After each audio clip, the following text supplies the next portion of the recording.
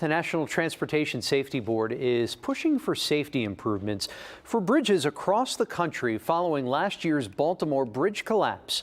Of the 68 vulnerable bridges identified, 7 are right here in southeast Texas. The NTSB is calling on bridge owners to take immediate action.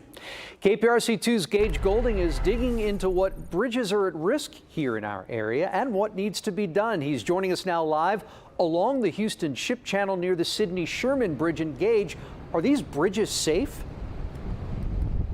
Yeah, hey Andy, let's make sure we're very clear here. The bridges are 100% safe to drive over. Actually, they're inspected on a regular basis. What this report from the NTSB is really digging into is what could happen if the bridges were to be hit by a ship, the supports. What would happen if a ship were to hit them? And of course, there's 7 right here in southeast Texas. No surprise, home to one of the largest ports in the country. This bridge right here, the Sidney Sherman Bridge, it carries 610 over the Houston Ship Channel, and this is one of them that's at risk.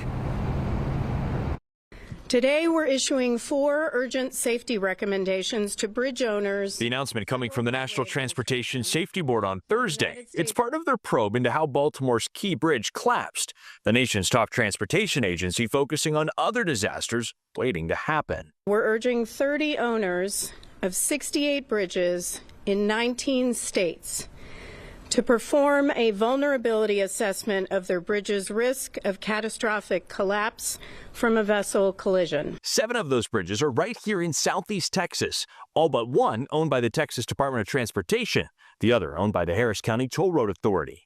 At the base of Texas' Sidney Sherman Bridge, which crosses the Buffalo Bayou in Houston Ship Channel, University of Houston structural engineer Beres Hosquere. They identified bridges that have piers in ship channels that were built prior to 1996 and that also have a lot of ship traffic.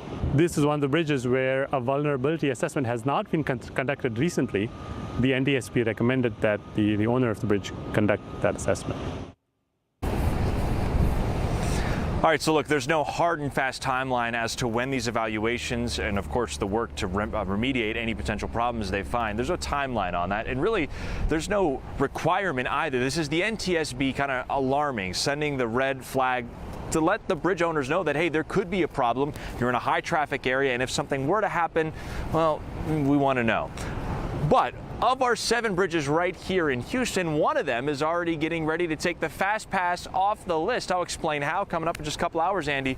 But for now, I'm live right along the Buffalo Bayou in Houston. Gage Golding, KPRC2 News. No timeline, but those assessments are critical. Gage, we'll see you at 6 o'clock. Thank you.